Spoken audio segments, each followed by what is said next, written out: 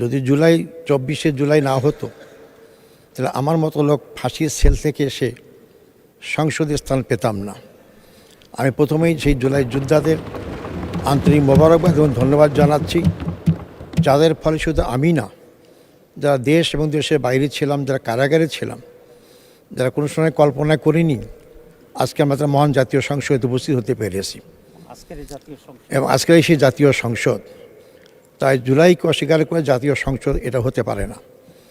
মাননীয় স্পিকার মরহুমা বেগম খালেদা জিয়া, আমি তাকে দীর্ঘদিন ধরে জানি, তার পাশে কাজ করেছি। আমি যখন ঢাকা মহানগরীতে দায়িত্ব পালন করেছি, তখন থেকে আমরা স্বৈরাচারী আন্দোলনে তার পাশে ছিলাম। তাকে অত্যন্ত কাছে থেকে আমরা জানি এবং চিনি। তিনি আপাতমস্তক একজন বাংলাদেশ প্রেমিক মহিলা ছিলেন, তিনি দেশপ্রেমিক মহিলা ছিলেন। তিনি দেশের স্বার্থের বাইরে অন্য কোনো কথা চিন্তা করেননি। এমনকি তাকে দেশ থেকে বিতাড়িত করার চেষ্টা করা হয়েছে, তিনি আপোষহীন ছিলেন, তিনি দেশ থেকে বিতাড়িত হন নাই। তিনি বলেছেন যে আমার দেশের বাইরে কোনো জায়গা নেই থাকার, বাংলাদেশই আমার জায়গার স্থান। এবং তাই জীবনের শেষ দিন মুহূর্ত পর্যন্ত তিনি এটাতে অটল এবং অবিচল ছিলেন।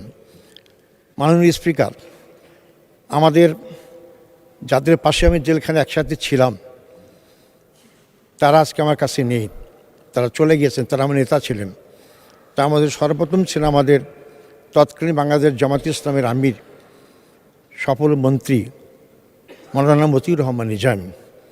তার সাথে আমার ছাত্র জীবন থেকে পরিচিত। তিনি অত্যন্ত অমায়িক এবং অত্যন্ত যোগ্যতা সম্পন্ন। তিনি অত্যন্ত সফলভাবে তার দুটি মন্ত্রণালয় পরিচালনা করেছেন এবং তার বিরুদ্ধে কেউ একটি টাকার আত্মসাতের কোনো অভিযোগ পেশ করতে পারেননি। তিনি আজকে আমাদের কাছ থেকে চলে গেছেন। আমাকে তো মিথ্যা মামলায় সাজানো করে আমাকে ফাঁসি দেওয়া হয়েছিল, ফাঁসির হুকুম করা হয়েছিল, যেটাকে পরে মিসক্যারেজ অফ জাস্টিস বলা হয়েছে। একই কারণেই মৌলানা মতিউর নিজামীকে ফাঁসি দেওয়া হয়েছে। অত্যন্ত মিথ্যা প্রপাগান্ডা করে, মিথ্যা নাটক সাজিয়ে তাকে হত্যা করা হয়েছে।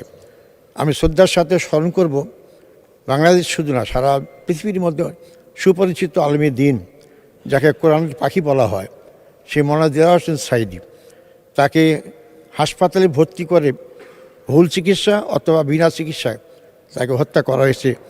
আমি তার প্রতি গভীর শ্রদ্ধা পোষণ করি। আজকে যারা আমাদের কাছ থেকে বিদায় নিয়েছেন, তার মধ্যে আমাদের সফল মন্ত্রী তৎকালীন বাংলাদেশ জামাত ইসলামীর সেক্রেটারি জেনারেল জনাব আলী হাসান মুজাহিদ, তাকে একই মামলায় হত্যা করা হয়েছে। এবং মোহাম্মদ কামরুজ্জামান আব্দুল কাদের মোল্লা, একই মামলায় হত্যা করা হয়েছে। প্রবীণ রাজনীতিবিদ, যিনি ইউনিয়ন কাউন্সিল মেম্বার থেকে জাতীয় সংসদে 5 বার এমপি নির্বাচিত হয়েছিলেন, মানে আব্দুল সোবান, তাকেও জেলখানায় অত্যন্ত কষ্ট দিয়ে হত্যা করা হয়েছে। মাননীয় স্পিকার, আমি যারা আরও অনেক নাম আছেন এবং জুলাই যোদ্ধা শহীদ আছেন, আমি তাদের সবাইকে শ্রদ্ধার সাথে স্মরণ করি, তাদের শোকশান্ত পরিবারের প্রতি সমবেদনা জ্ঞাপন করি এবং আল্লাহর কাছে কায়েমত দোয়া করি আল্লাহ তাদের সব নেক আমল কবুল করেন এবং জান্নাতের উচ্চতম দান করেন, জান্নাতুল ফেরদৌস দান করেন।